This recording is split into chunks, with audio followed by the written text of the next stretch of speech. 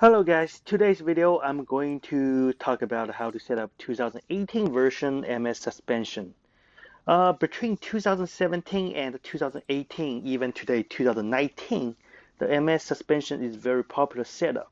Almost 80% of racers in Japan are doing this because it has better fault tolerance, which means in any condition the car can continue operating properly in the event of the fail of something. Anyway, for the next 5 to 8 minutes, I'm going to discuss about setup on tires and the play, the model cover, the gap in between model cover and the gear cover insert, the battery switch adjustment, and what type of grease you should be used, and the gear setup. First, let's talk about the tire. This type of setup, the most popular for the tire setup is narrow, low-profile tires. So keep the wheel distance from left and right shorter compared to the wide, large wheel design. As you can see, my 2017 built with the large wheel, the distance between the left wheel to the right wheel is wider than my 2018 version. So this type of setup also depends on the track layout and your car overall design. When you use large wide wheel, which is around size 26 millimeter to 26.5 millimeter diameter, in general, you will have better top speed. For sure, it's a little bit faster, but the center of gravity also a little bit higher due to the tire size is bigger. So the wheel need to be used the wider design to give better stability and meanwhile keeps on the top speed. And also when I built this car for 2017 Japan Cup, because I'm using large wheel, so my whole chassis with suspension system is built more flexible, as you can see. And also I removed the battery compartment, replaced with two carbon popsicle. This helps to drop the battery to lower point in order to give more lower center of gravity to keep the car more stable on all kind of obstacles. Let's talk about a small low profile wheel, which is tire size around 23.5 to 23.8 millimeter diameter. First, you don't need to remove battery compartment to drop the battery lower because the tires are already very small. So the whole chassis will have very low clearance. Of course, the center of gravity is lower already. As you can see, it's only have 1.5 millimeter clearance. So this pretty much already have very good stability. But due to the tire has smaller diameter, so the top speed will be slower. So regardless of this disadvantage, we need to focus on the advantage of narrow low profile wheel. It has better takeoff speed, faster speed recovery, acceleration, better corner speed, better torque on the bank, and the lower central gravity on the jump.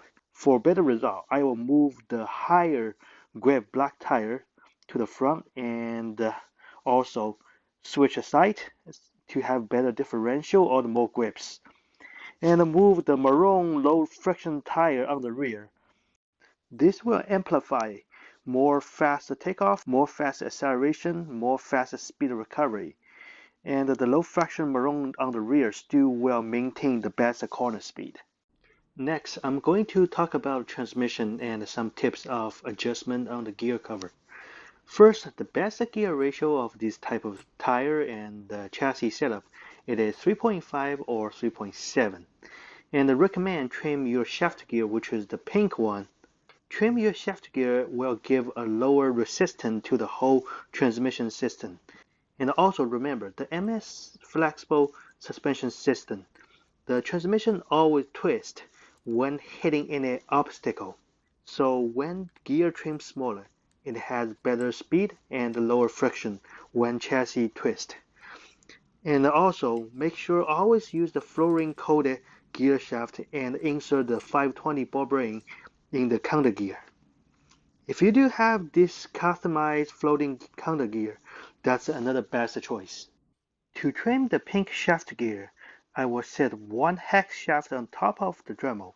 Insert one 12mm aluminum spacer on the bottom and the top, and lock the top with aluminum wheel bushing or wheel locker.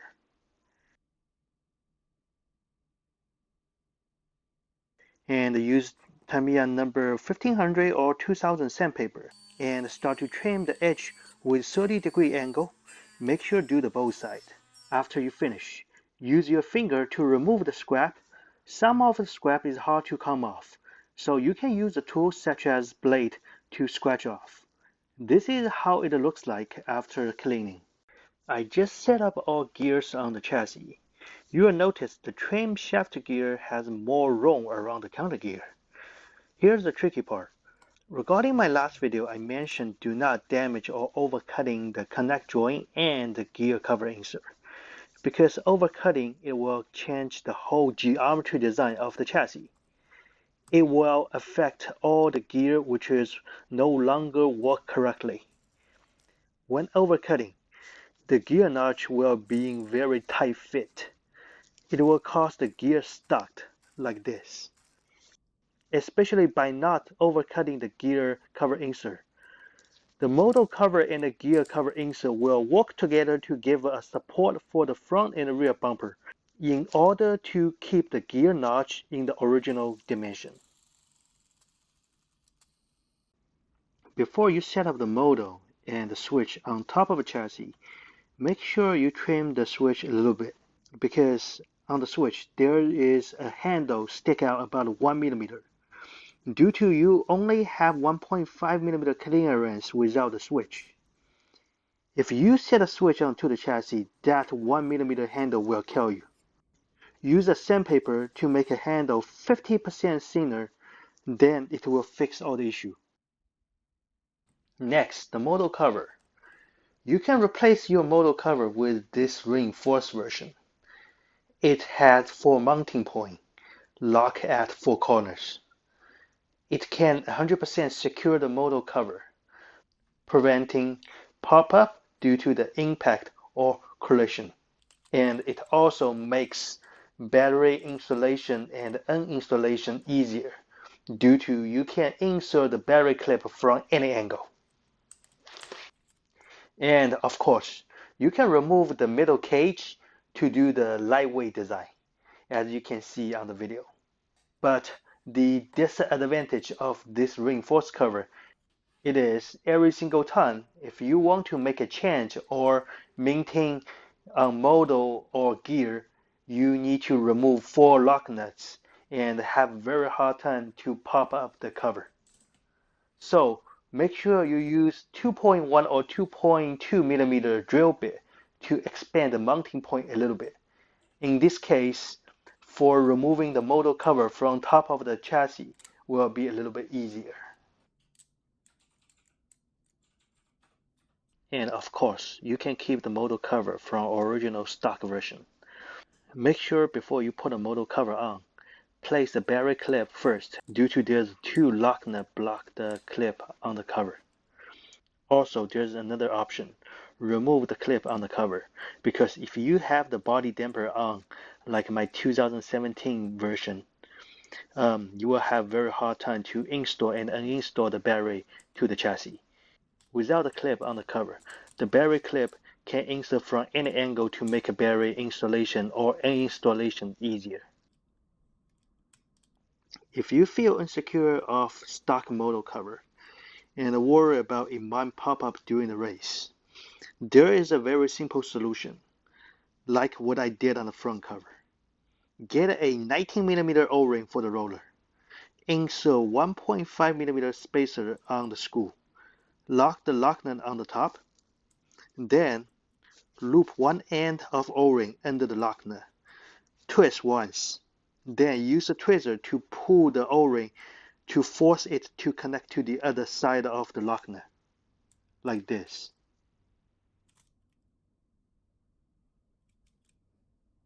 The last setup I'm going to talk about, it is the under support plate.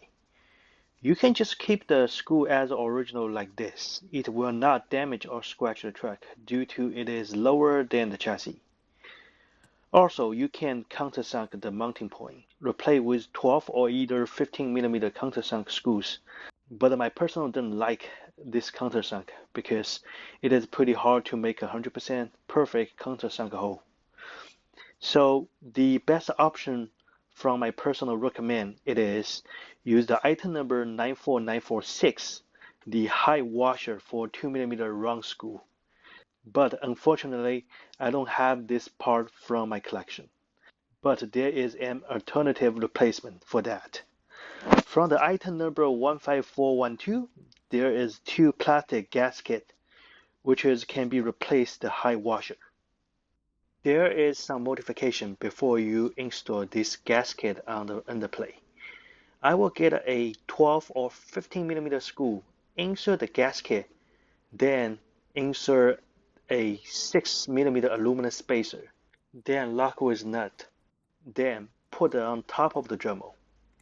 Get a number 1500 or 2000 Tamiya sandpaper to polish the side around the plastic gasket. Make the side surface more smoother and make it about 5% smaller. After that, install the gasket on the underplate. Make sure it is perfect lines up with the plastic right here. This setting can provide the suspension joint better support and more precise on the motion. And also make sure you do all four of them. Make sure always apply the extra hard grease and spread the grease to all contact joint, spring, and connect bridge. After applying the extra hard grease, the suspension will have a delayed recovery motion, as you can see on the video. The physical reason it is pretty simple. When your suspension have faster recovery motion, your rebound will be more and faster. And when you have the delay and slow recovery motion, the suspension will release the power of rebound slowly. It will cause more like neutralize the rebound. Remember, always apply the extra hard grease again before the race. Otherwise, the grease will evaporate during the time. Like this orange and blue car I have on my hand, it have not applied any extra hard grease for months. Now you can see the suspension no more delay and slow motion. Okay, this will be all for today's video. If you have any concern or any mistake I made in this video, or any update information which I didn't include in this video, please leave a comment or email to service@m4d10.com. Thank you for watching. If you like my channel, please go ahead and subscribe my channel. I also have Instagram. Scan the QR code or search for mad_10. I also have website m4d10.com. It has all rare Japanese tools, customized Tamiya parts such as handmade tire, sliding damper, floating gears.